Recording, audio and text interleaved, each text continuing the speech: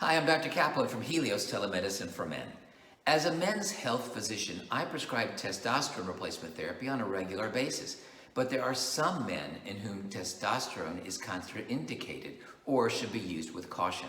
Here are 7 conditions where testosterone therapy is prescribed with increased scrutiny or is not used at all. Number 1, men who have had recent strokes or heart attacks. Testosterone can be prescribed after 6 months. 2, men with uncontrolled heart failure. Testosterone can thicken the blood, which can make this worse. 3, men with prostate cancer or an undiagnosed prostate nodule, for fear that the testosterone therapy may stimulate the cancer to grow or spread. 4, men with breast tissue or a history of breast cancer.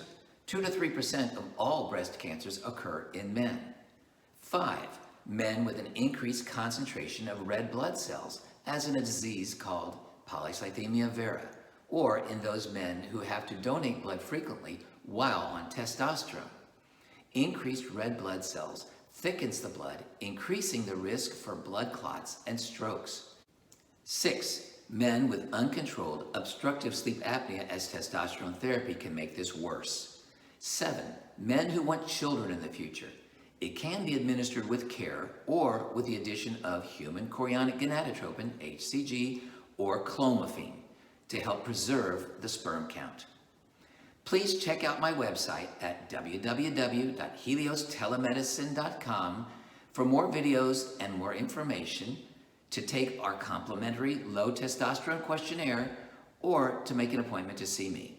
Thanks for your time and attention. Bye for now.